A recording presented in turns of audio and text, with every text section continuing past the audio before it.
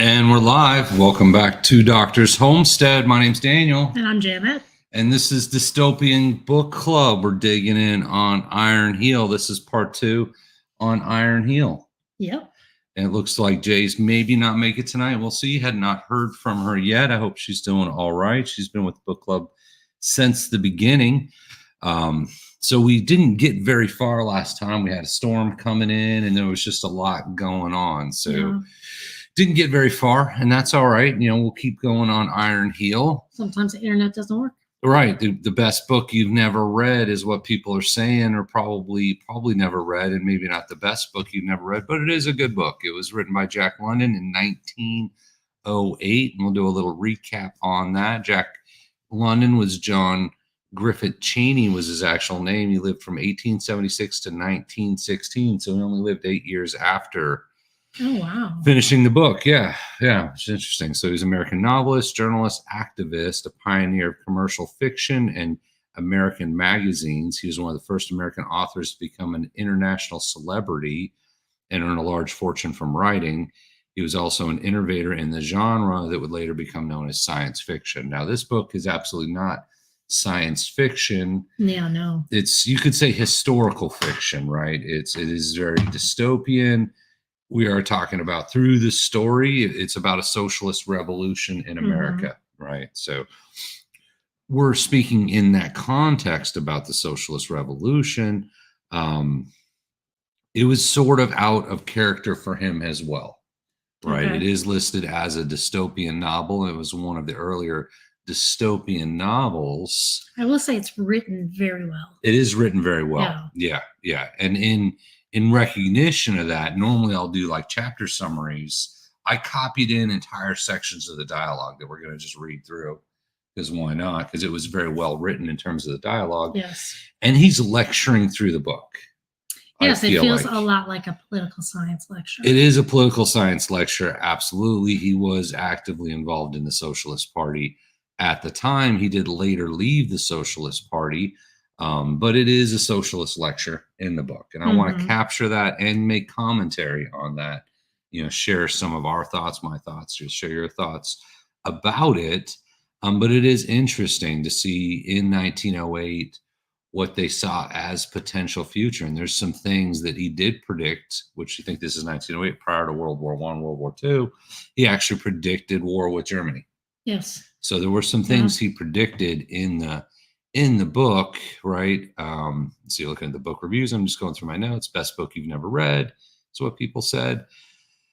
Context. So he lived in the Second Industrial Revolution. We covered that last time. America's Industrial Revolution, Socialist Party. We sort of got into that. Early fiction, dystopian fiction. So he was kind of inspired by H.G. Wells, right? And we can see that writers like Orwell, I think, even admitted to being inspired by Jack London. So he's sort of a step in the chain, you know, just like Socrates, Plato, Aristotle. I guess you had H.G. Wells, Jack London, Orwell. Yeah. Right. If you want to put it that way, they sort of inspired each other's writings, each other's style, and their vision, the vision of the future. And it did come at different times. Like Jack London's was 1908. Which is during the Industrial Revolution. Orwell fought in the Spanish Civil War. He kind of saw firsthand what was going on with socialism, fascism, all the great isms bumping head to head. So when he wrote 1984 after the Spanish Civil War, that was actually his last book, he had a different view of the future than Jack London did. His view of the future, Orwell's, was much darker. Right. I would say Jack London, you'll see throughout the book, was more, I don't know, hopeful. Maybe he actually believed that he was very optimistic. Very optimistic. Socialism was going to save everything. Right. Socialism was going to save everything. Absolutely. But, you know, you go forward 20, 30 years, you hit Orwell, and he's like, no, we're all trapped. Sorry. We're all trapped in a mouse maze. And there's a lot of symbolism in the book, and we talked a little bit about some of the characters last time, a lot of themes. And we kind of stopped in the themes. One of the themes was capitalism is evil, and certainly coming as a socialist, and you could say look at the book as a socialist lecture itself. certainly believes, right? He believes in his socialism righteous, capitalism bad. And we'll actually get into some serious detail on that because he said there's several dialogues that were effectively a socialist lecture. Yes. Right. Sort of self-serving and whatnot. And we'll read through some of those and let you make your own opinion. I suspect nowadays everyone already has their ism picked, and we're certainly not trying to swing anybody from one ism to another. You would think. Right. So socialism is righteous. So Ernest Everhard is sort of the hero of the story, well-spoken, ultra intelligent, makes his points about socialism. So he is the one. Not sure that he was leading the revolution. I don't think he ever claimed that, but he was very active in the group running the revolution, and he got on his soapbox all the time. He was very active. He was, yeah. Right. Jack London presents the tenets of socialism as vastly superior to those of capitalism, and he does it through the dialogues, through the lectures of Ernest Everhard. Right. War tactics are necessary. So this is an interesting saying here. War tactics are necessary. Jack London presents the tactics that the revolutionaries use as being necessary. Ernest Everhard asks, how many rifles have you got?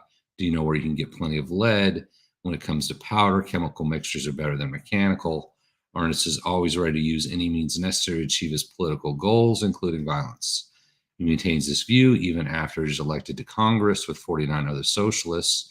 The revolutionaries foster violence in rioting, but London portrays it as murder when the mercenaries kill. The mercenaries are a group of assassins who began as the detective agency of the Pinkertons. And that's sort of foreshadowing, but I don't think it matters too much. But yeah, I mean, throughout the story, the socialist movement, they attempt to win over the country through the election process. Yes. Right. They're like, hey, we're going to get elected to Congress. We're going to change the country through the legal routes. And then eventually they go violence.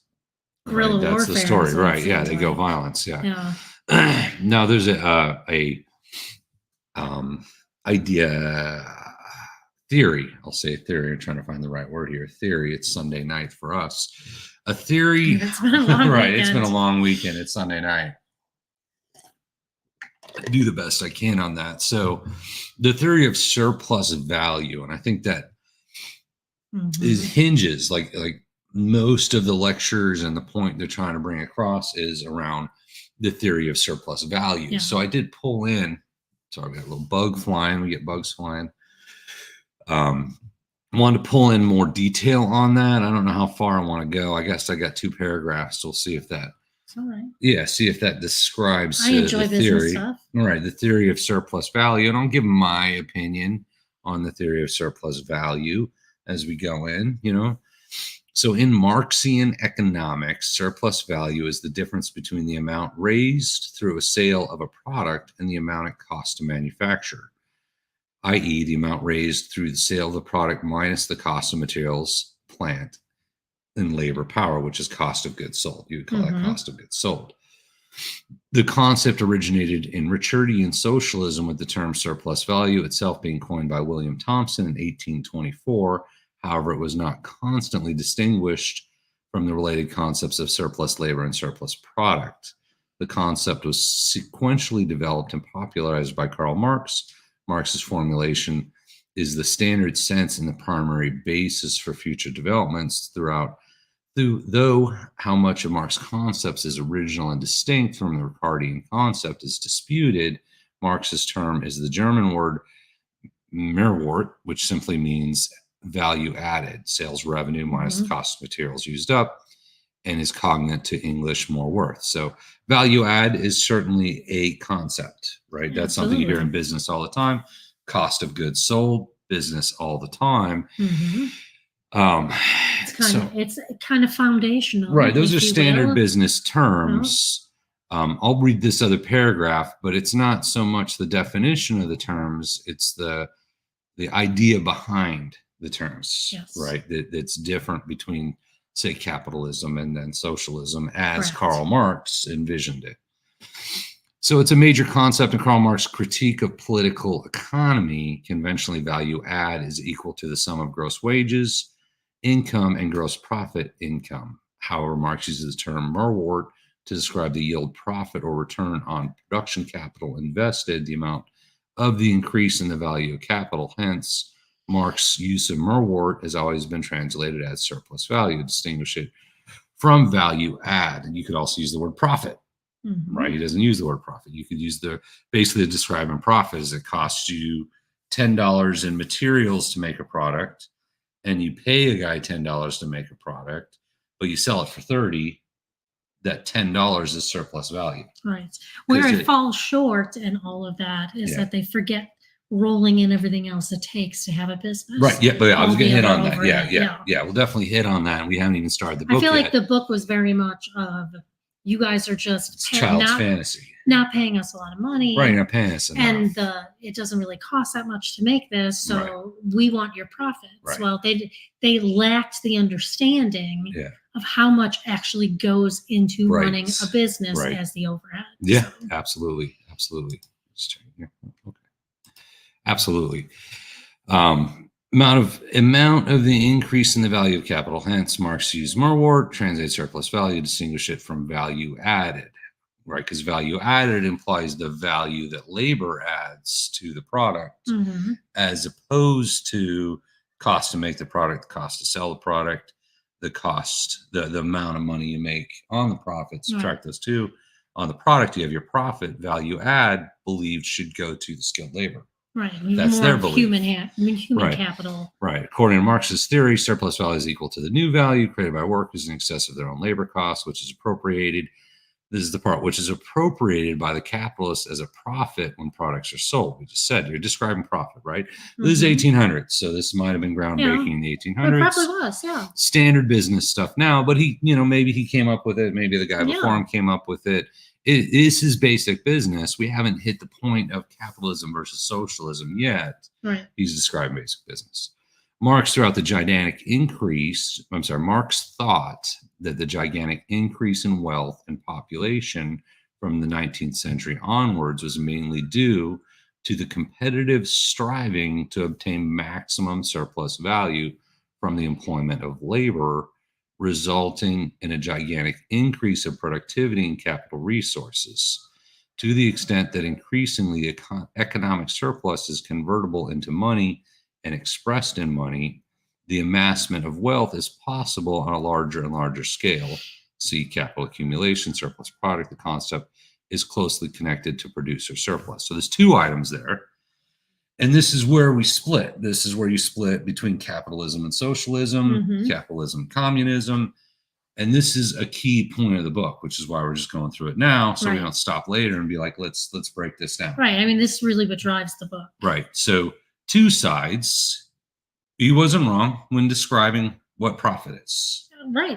Absolutely was not wrong. A business standpoint on that. And a lot of people believe he's right on all of it. And I think I'll do the best I can to make his argument. And Karl Marx isn't here to speak with us here, but I'll do the best I can. So his point was, and he said right here, in order to obtain maximum surplus value, well, you've got the cost of the materials to make a product and the machinery and the factory, right? You have the cost of building the product. You got your labor cost, you got your profit. So the only thing you can really shrink, or technically maybe you can optimize and shrink down the cost of production. You can always improve your production cost, is you want to pay people less. So he felt that in order to maximize profit, you're taking more money away from the workers that actually do the work, right?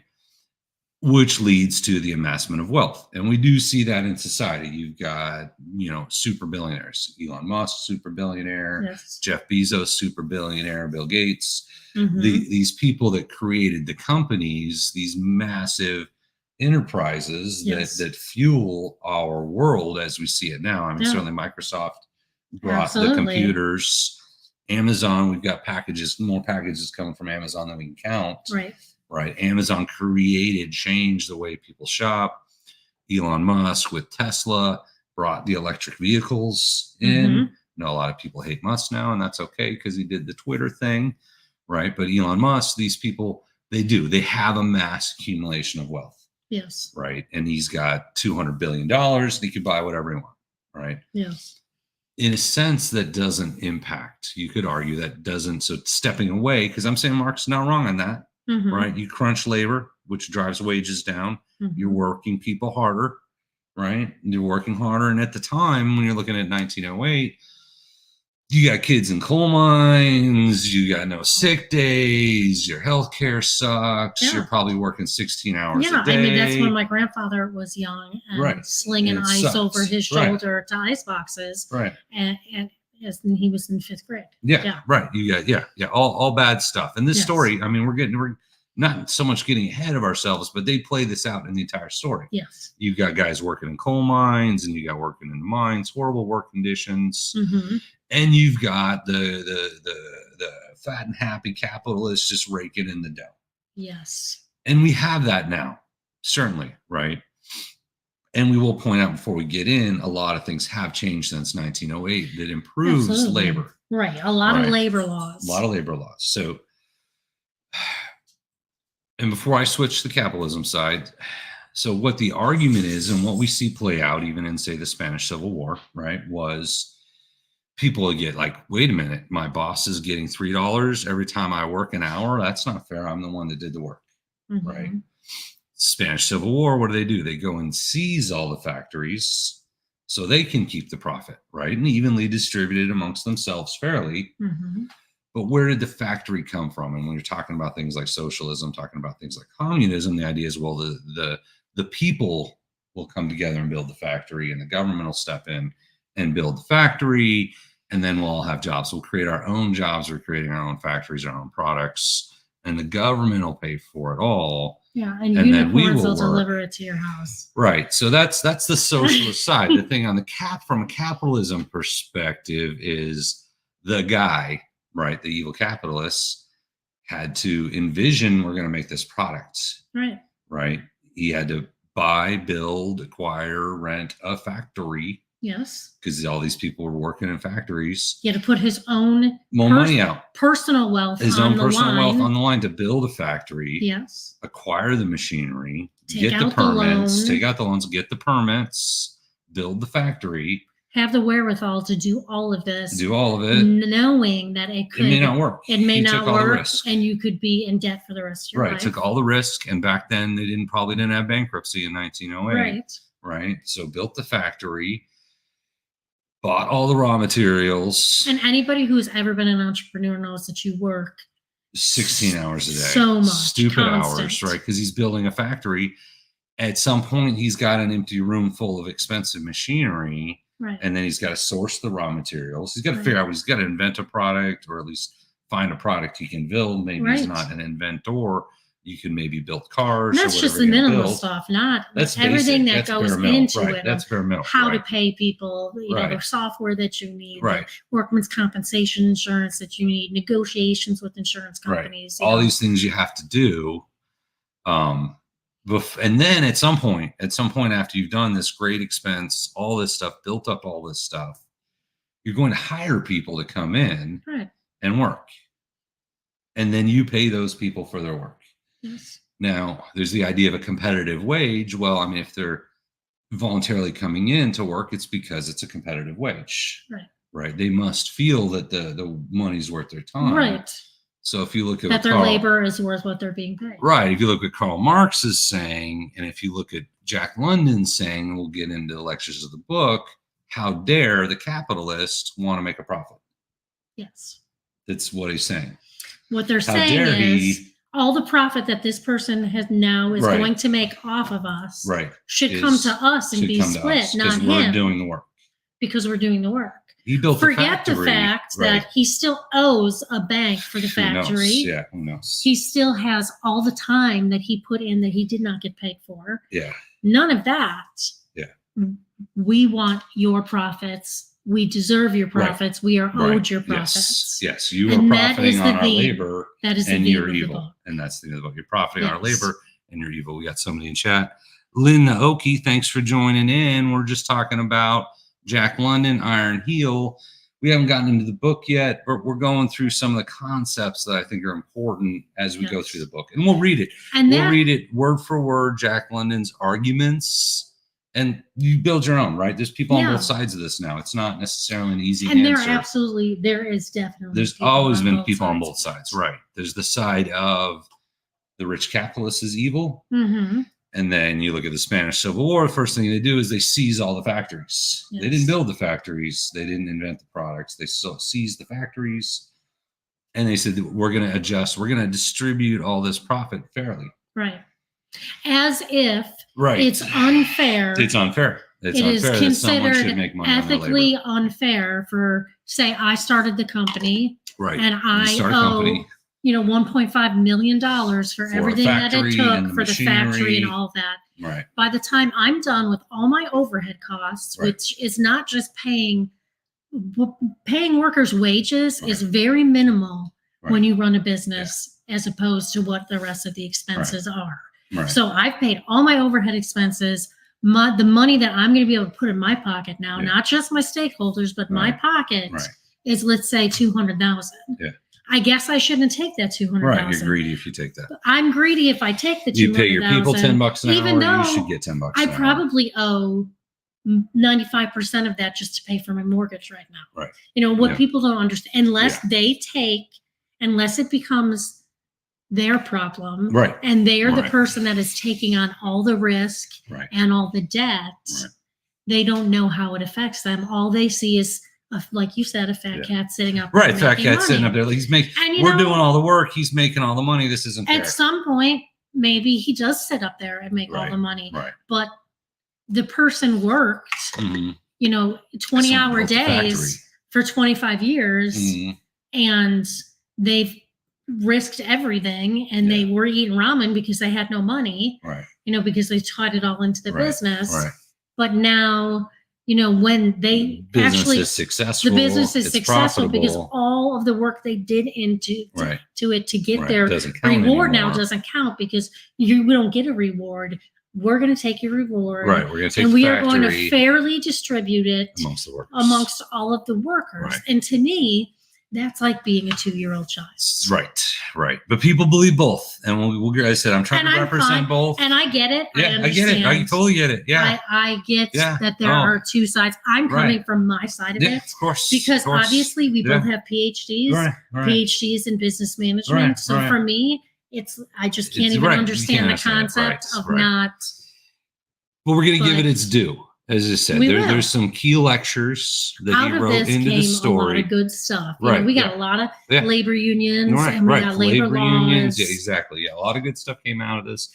And I said, I'll read his lectures, the lectures he has embedded in the story word for word, and you can make your own conclusions. He wrote very well. He wrote very well. The conversations are well written, and he embedded that. And I think that was the point, was to share his ideologies as a lecture through the fictional story. And we'll read them. But wanted to get that out because the concept of surplus value comes up, and rather than debate it later, which we may still debate it later, I don't want to take away from the enjoyment of the book, but try to understand there are certainly two sides. I think there's two sides, and I think when you take a little bit from both sides is kind of where you get the best picture. Right. Because if you didn't have a revolution like this for people who are completely on the other side, stomping their feet, saying it's not fair. Right. We wouldn't have gotten labor unions. We wouldn't have labor laws. Right. We would still have children delivering ice boxes like my grandfather did. Yeah. Right. So a lot of good comes out of it where you can meet in the middle. Right. It's the meeting in the people middle. See their own extreme sides a lot of times instead of just seeing that there's good in both. Yeah. Yep. All right, so that's out of the way. The surplus value will come up as we're going through the book. I don't know how much I want to hit on the plot because we're going to roll through it. Maybe I will hit the plot just to get everyone back into the mood here. So the novel begins with a foreword written by Anthony Meredith in the 419 BOM. So they have a new date schedule. They call it BOM, Brotherhood of Man, approximately the 27th century. So this was 1908, so 27th century was a lot of years later. Mm-hmm. A lot of years later.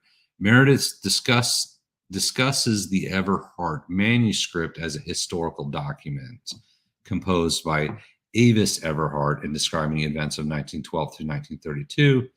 Meredith warns that the manuscript is riddled with errors of fact, but insists on its value as a first-hand account of those terrible times.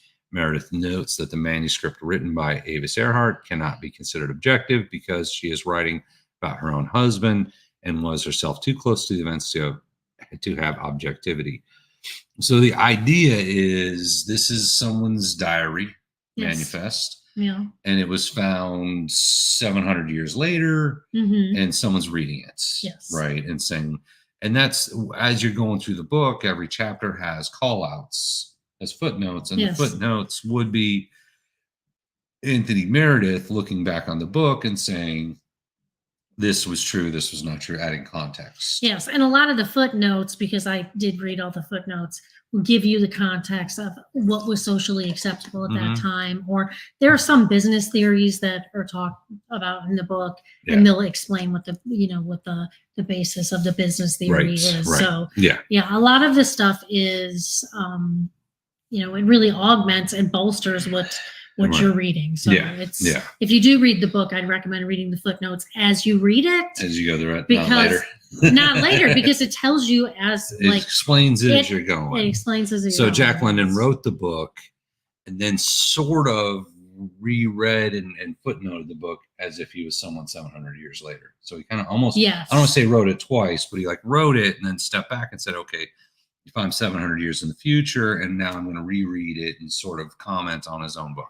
Yes, because there's a lot of stuff that socially you might not understand at all. Right, and especially in 1908. They would tell you. And they sort of explain it. Yeah. Yeah, so he kind of took an academic review of his own fictional novel as if it was written somewhere in the future. Now, that doesn't impact the story at all, right? It's just it's sort of the plot. It's sort of the forward and explains the footnotes. Yeah, I just think it doesn't change the story at all. Footnotes enrich the story. Right, so it's almost a sci-fi-ish twist. Yeah. You could envision if this was a movie, and maybe it was, we'd watch it if it was, but that it starts out in this super futuristic world of the 27th century, and here's someone getting this old manuscript out from 1912, 1932, and reading about the time. Yes. Kind of has that. That's a Princess Bride. Read as a bedtime story. So in the Everhart manuscript proper, Avis describes meeting her future husband, socialist activist Ernest Everhart. She finds him poorly groomed, self-righteous, and irritating. Ernest argues that the American system of economics is based on the abuse and poor treatment, in other words, the exploitation of labor, and the ordinary workers who keep everything going, suffer terribly. Avis initially does not agree, but she later conducts her own investigation of Ernest's claims and is shocked to discover she concurs with his assessment. As Avis becomes close to Ernest, I can't speak Ernest. Ernest, yeah. Throwing too many words here. Her father and a family friend, Dr. John Cunningham and Bishop Morehouse, also begin to agree with his ideas. All four characters begin to work for the socialist causes. As a result, the oligarchs, which is what they called the government at the time, is the oligarchs. The oligarchs who own and run the country under the guise of capitalism and democracy move to ruin them all. Dr. Cunningham loses his teaching job and his home. Bishop Morehouse is found to be clinically insane and is committed to an asylum. Ernest wins election as a representative in Congress, but is framed as a conspirator in a terrorist plot and sent to prison along with Avis. Avis is released some months later, followed by Ernest. The two flee into hiding and begin plotting a revolution. And I'll stop there because it is giving away the book. Because that's a lot of the book. That's a lot. That's not just the plot. Yeah. That's a lot of the book. That's a lot of the book. No, don't leave now. You haven't heard it all. There's plenty left to say. All right, literary style. The Iron Heel is an early dystopian novel published back in 1908 by Jack London. London is best known for his man against nature novels like The Call of the Wild and White Fang. Call of the Wild, if it's The Call of the Wild, I think it was very popular. We watched the movie. Great book about going off to Alaska, I believe. I think that one's it. So The Iron Heel is often considered a departure from his usual output. And once again, I think he wanted to share his ideas of socialism. This was 8 years before he died, so obviously he felt like this was his teaching, right? This is lecture. Oh, Jay's here. Yeah. I mean, why not? No, Jay's not waiting in the lobby. Great to have you in the chat, Jay. If you can join the live, great, and if not, totally understand. That's all right. It's great to have you in the chat either way. Yeah, if you're an author and if you're at the end of your life, you probably want to write something for yourself based on your beliefs. And this was his last book. This was his and last he was book. a socialist. Right. So for him, this is kind of, what he wanted to leave behind. Right. It is written as sort of a lecture of his ideologies. The Iron Heel is a work of dystopian fiction. Dystopian fiction presents a universe that is at odds with the author's beliefs and attitudes. In this case, the dystopian aspect comes from a world run by capitalists, oligarchs who exploit the working class, abuse the poor, and ruthlessly destroy critics. The novel is also considered a work of soft science, because although it makes no mention of advanced technology, it's centered around a setting 700 years ahead, which is what we said, basically, right? The idea is it's 700 years ahead. So it sort of has that sci-fi, but not really. You dip a toe in sci-fi, Yeah, you just imagine that someone 700 years ahead of 1908 was reading it. Was reading her little manuscript of how much she loved her husband. Yeah, it is. I mean, it is. Yeah, it's really her view of what her life was through the eyes of how enamored she is with her husband. Right. Absolutely. And how he really got her into socialism. Yeah. And then the life that they had together. Yeah. Perspective. The Iron Heel is written first-person perspective of female protagonists and includes a presentation of London's socialist political ideals, which we already said. Which is probably huge then. It was probably a big deal. Yeah. Both of which were unusual for its time. The book addresses London's belief that unionized labor and socialist political movements would rise to challenge the traditional capitalist power base. Later, writers such as George Orwell often explicitly mention the Iron Heel as an influence of their works, which we had talked about that. So he really inspired George Orwell, which I love Orwell, read a bunch of his books. They're all great books. So big fan of Orwell. So it was interesting to jump into Jack London and see his inspiration. Yes. London uses a series of nested points of view on the novel, each with a different degree of reliability. On the surface is this framed story of Dr. Meredith, who writes from the future and examines a work of historical importance. He presents himself as a trusted authority, but some of his commentary includes factual errors about the 20th century history that would be obvious to the reader, which undermines his reliability. So I guess they're saying some of the footnotes are supposed to be obviously wrong, because then that humanizes the future person. The next point of view is that the Avis Earnhardt, the narrator of the manuscript that makes up the bulk of the text of the novel, her reliability comes into question when she implies that her statements about her husband are subjective, as well as when she makes seemingly contemptuous comments about the political cause she professes support. Finally, the perspective of Ernest Everhart is provided when his speeches are included in the text, which we've copied all in here. These speeches seem reliable due to their word-for-word nature, but Avius unreliably makes the reader less certain. So we'll kind of hold it. Oh, okay. London also employs a technique known as false document, a fictional work that is presented to the reader as factual, right? So it feels like it, feels like historical. Yeah, we call it historical fiction. You could say false document, false fiction, false fact, right? It feels like it would be just a historical book, not a fictional book. Yeah. And the way it's written and by doing that, I'll read this. This conceit allows London to add complexity to a novel that might otherwise be a straightforward political tract, which we already said that.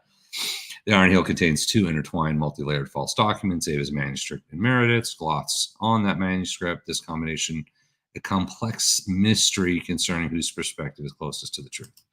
Yeah, so we saw that, right? Which is, he basically gave his political lecture and he wrapped a story around it, and then he wrapped a story around that. Is basically what they're saying. Yeah, at the core of it is he wanted to talk about socialism. Right. He could have had any story wrap around it. Yeah, he wrapped a raw story around it. And we'll read the lectures. Let's see. Key quotes. We'll hit a couple quotes. It's far easier to see brave men die than to hear a coward beg for his life. Yeah. Right. That was her. Yeah, she said that. No man can be intellectually insulted. Insult in its very nature is emotional. Times have changed since Christ's day. A rich man today who gives all he has to the poor is crazy. There is no discussion. Society has spoken. Right. And we get into that. We get into his certainly Jack London's through the Ernest characters, feeling on religion and capitalism and when it all. Oh yeah, I mean, I read this when I was reading it. Yeah. From my perspective, I mean, he seemed like he was very much against any form of religion. Yeah, his religion was socialism. Yeah, I mean, you could tell even just from the beginning, he had a very big interaction with the bishop that he spoke down and was so disrespectful to the bishop that, I went to Catholic school, so no person that I ever knew that was a Catholic would ever dream to even speak to a priest like that, let alone a bishop. So, I mean, he had an air about him that he was above everyone. Right, yeah. So interesting adaptations. So the novel has been adapted into 2 Russian films, surprising. The Iron Heel in 1919 and The Iron Heel of Oligarchy in 1999. First was produced in the immediate aftermath of the October Revolution, and the second was produced when real-life oligarchs came to dominate the economy of post-Soviet Russia. So there was actually a play, a stage adaptation by Edward Einhorn was produced in 2016 in New York. According to the New York Times, it serves up food for thought with an appealing heart on sleeve warmth. The adaptation was turned into a 3-part audio drama podcast. So interesting. So they made a play. In the US, they made a play. In Russia, they made a couple movies, which I could see the Russians digging it.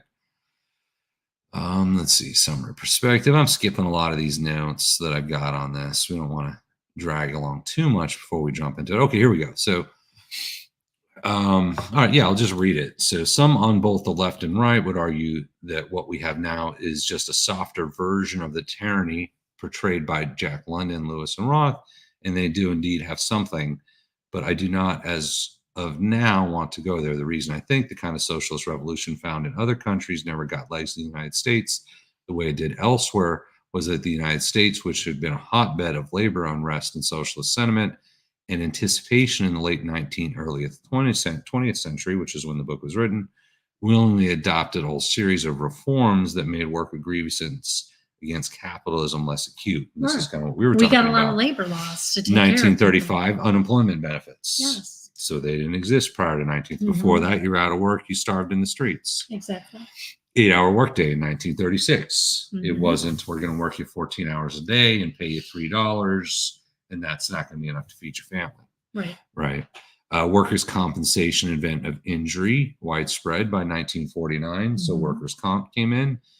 Government-funded support for the poor that preserved a minimum standard of living, which is sort of unemployment, welfare, those kind of things, 1935. Right. That was some form of a welfare program. Right. Minimum wage, 1938. So there was a minimum wage. Right to unionize and the adoption of a formal system to hold strikes, 1935. Yes. Additionally, things like outlawing child labor, they did incorporate all of that. And as you said, that came out of not this book, but the ideology at the time. People realized at the time too much.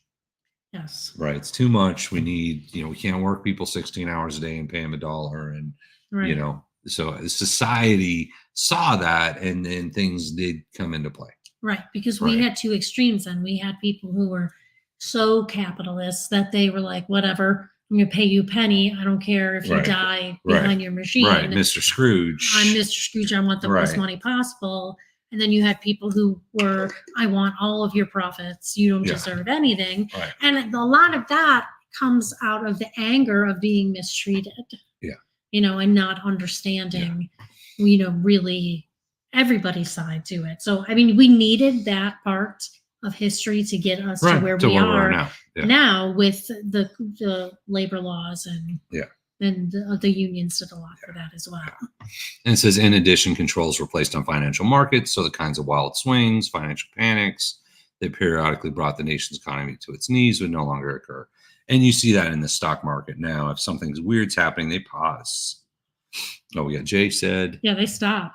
Yeah, they stop. You got the comment from Jay. I don't see the comment from Jay. Oh, you have to. A lot of people forgot that white working class men also had to protest, fight, and die. Absolutely.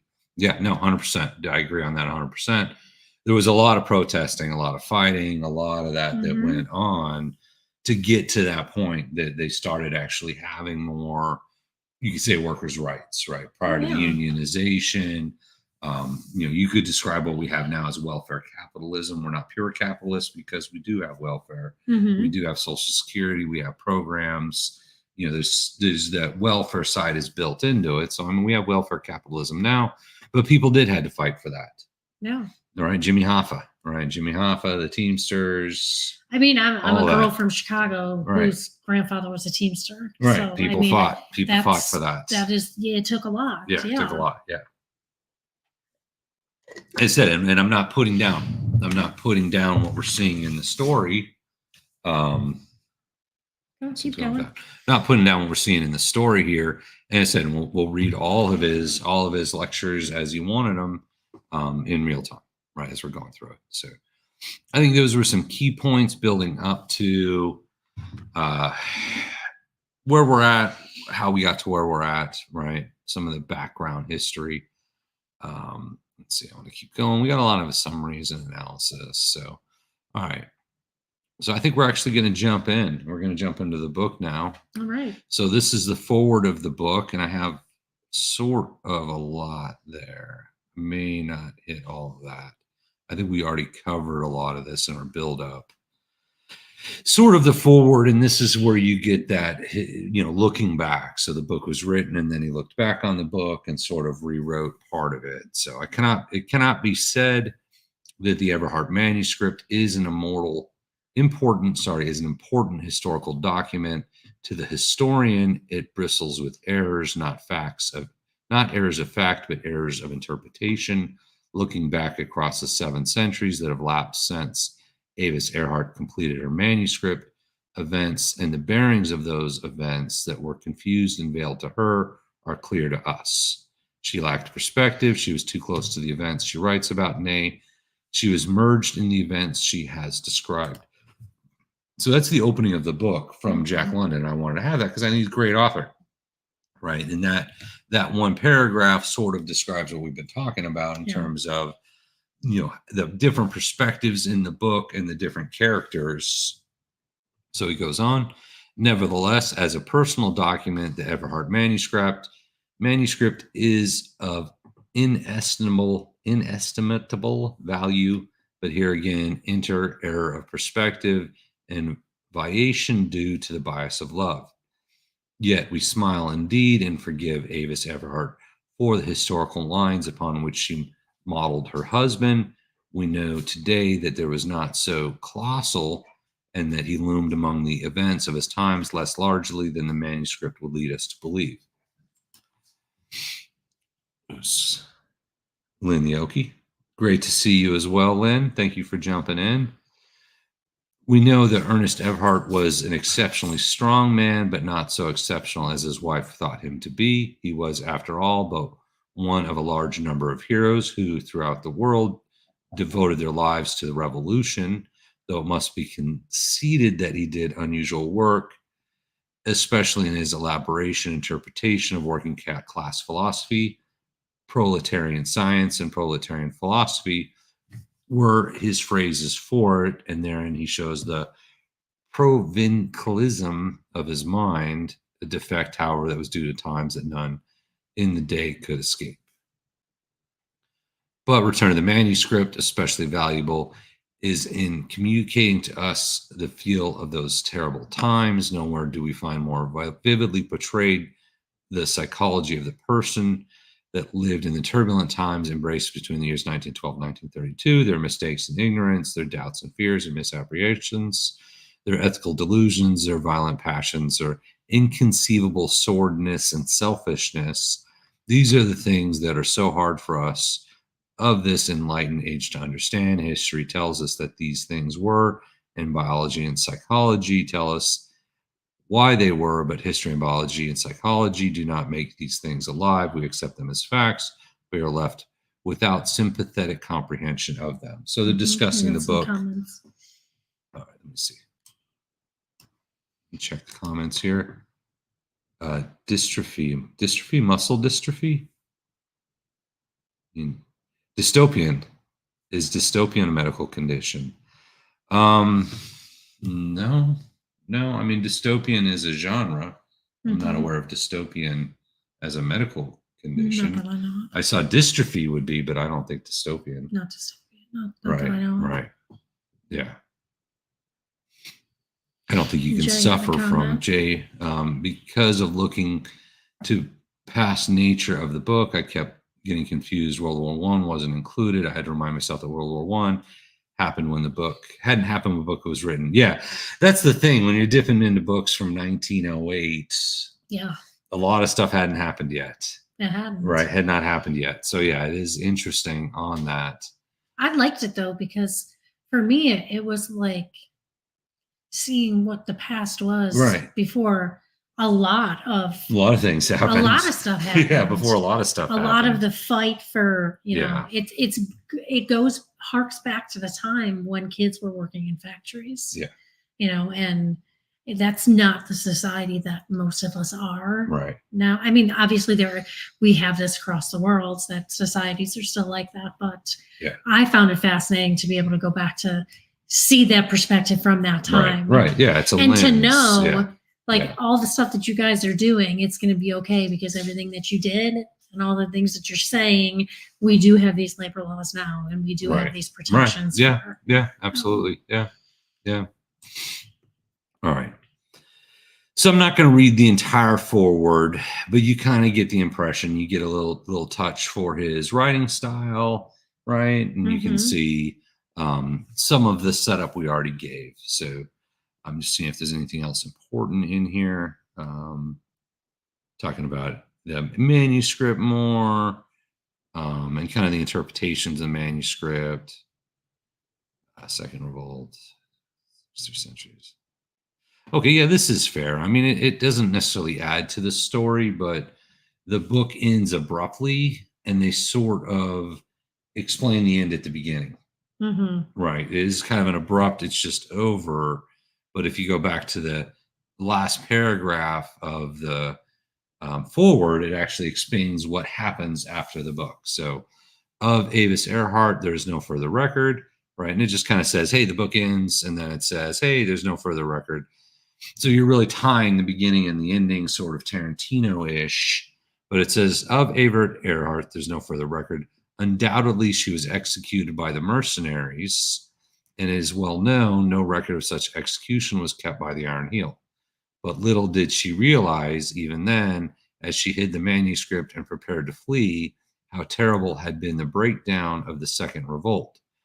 Little did she realize that the torturous and distorted evolution of the next 3 centuries would compel a third revolt and a fourth revolt, and many revolts, all drowned in seas of blood, ere the world movement of labor should come into its own.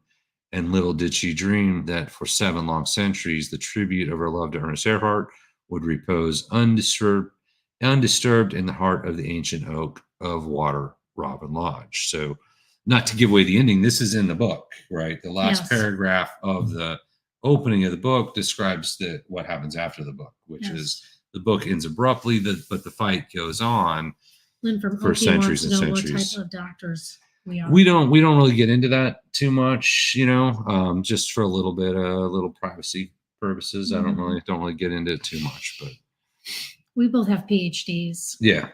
We are of non-medical fields. Right. Don't get into it too much.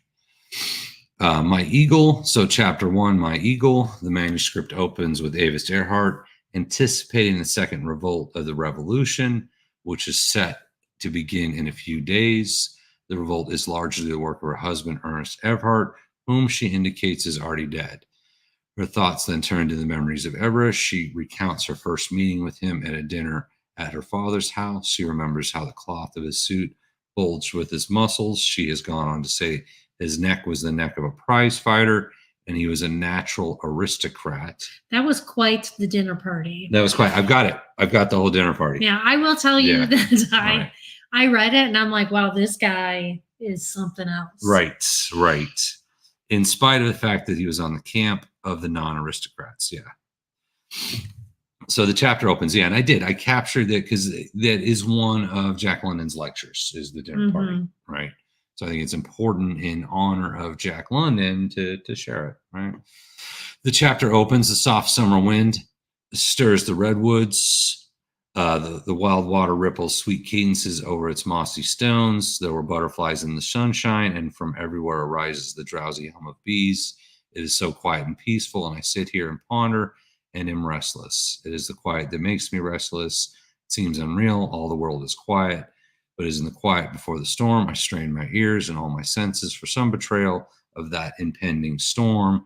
Oh, that I may not be premature, that it may not be premature. And that, I like that. That's directly from the book. Because once again, you can see Jack London he was a good author. He really was.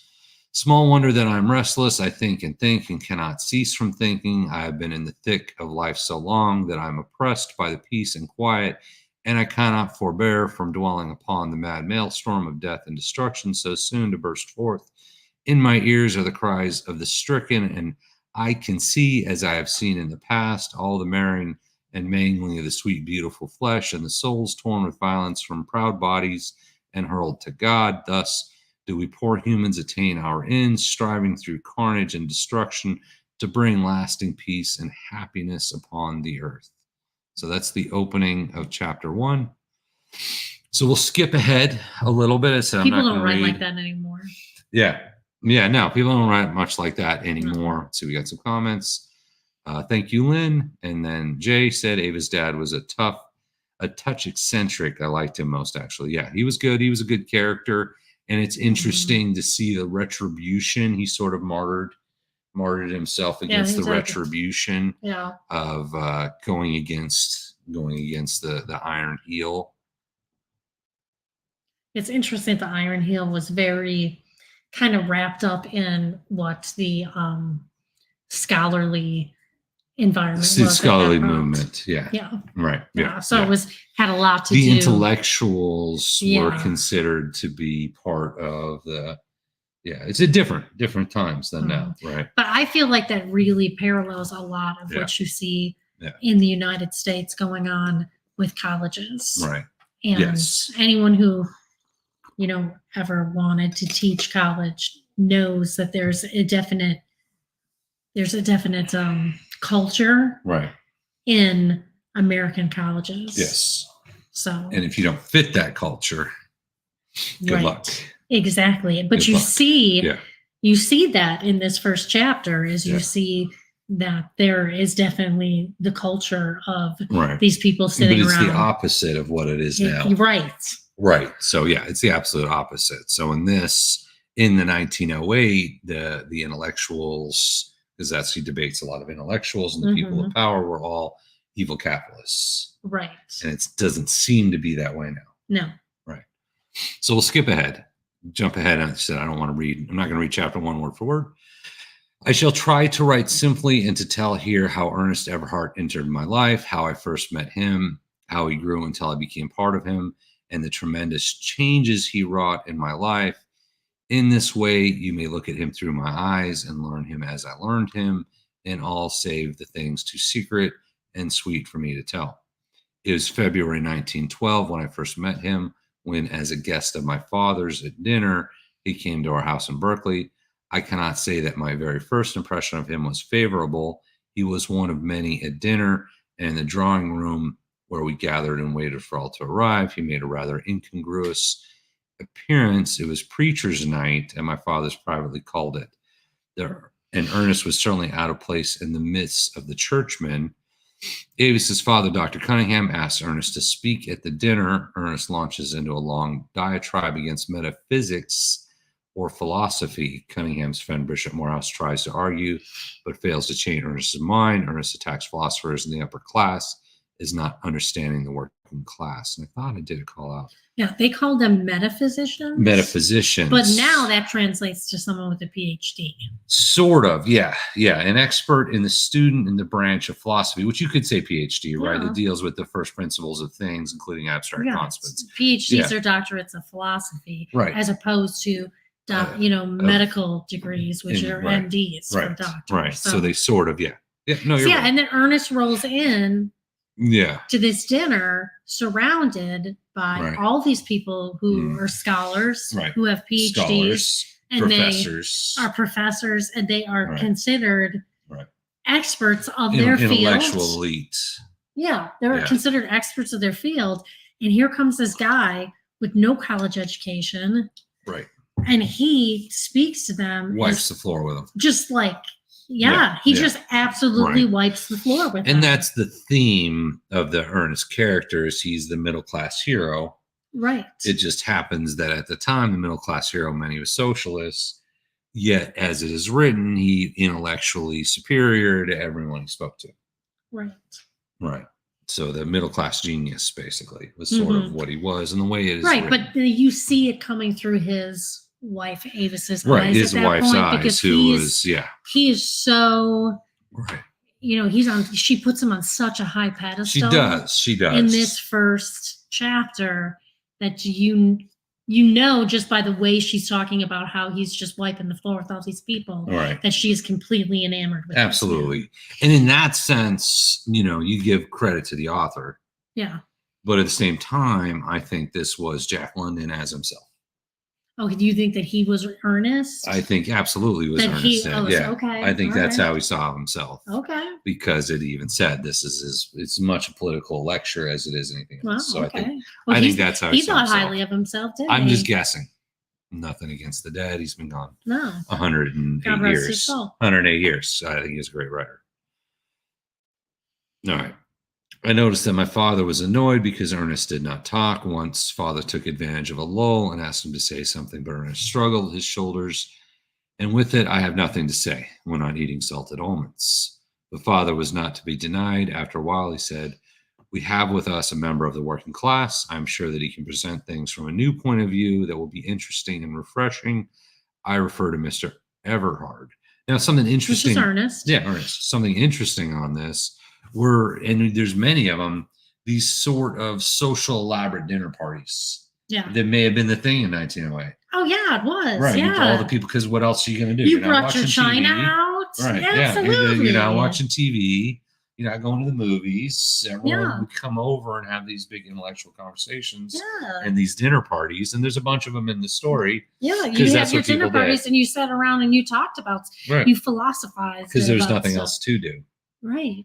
Right. Yeah. So different time, lost time. And they were people of money. Right. So if you had money, then you had people over. Right. You had people over and you had the big dinner party and everyone had the conversation. Yeah. We get to a club later of all the well-to-do have their club. Mm-hmm. All right. The others betrayed a well-mannered interest and urged Ernest for a statement of his views. Their attitude towards him was so broadly tolerant and kind that it was really patronizing.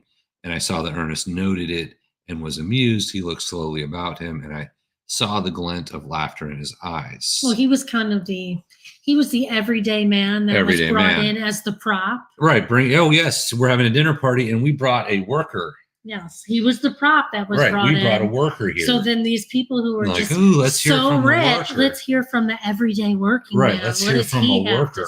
You got a worker brought in here to dinner? Did you bathe him? We got a worker here? Exactly. That's kind of that's sort of what it was. Yeah, that's sort of what they're doing. They brought the worker in. So he says, I'm not versed in the courtesies. That's why I really liked the Anne of Green Gables series. Montgomery takes readers into her time and daily lives, started my appreciation for classical contemporary literature. So true. Thank you, Jay. And the conversation's about to start. This is Earnhardt's first lecture. Yeah, we should say that for next time. 7:58. Right, we're out of time. And I got pages. He's breathy. He's breathy. He's wordy. Mm-hmm. He's wordy in his verbal domination of the oligarchy. Yeah. What? But that's it. That's time. He wrote well. That's time. He wrote well. Yeah. So that's it, guys. Oh, Jay says, well, you're welcome, Jay. Next time we'll send you a link, of course, if you want to jump on next time. And if not, that's all right. And the same for anyone, right? Same for anyone on this. The book club is open. So, I mean, if you want to send me an email, if you're interested in it and jumping in and join us. We're talking about the book. Talk about the book, Iron Heel on Camera. It's an option. So we'll wrap up there. That's time. That's 1 hour. And we'll see you guys hopefully next Sunday. Yeah. I'm going to say hopefully next Sunday. got a lot of projects. Yeah, it's the summer. It's summertime. We got a lot of projects. I'm hitting a lot of projects. But we'll try to come back in next Sunday. Okay. We're not finishing anything. We're not even in the first chapter yet. No, we're not. Right. We're not even close. 25 chapters. This is chapter 1. It's a long one. Yeah, but we'll get into it. So as always, thank you for watching, guys, and we appreciate you.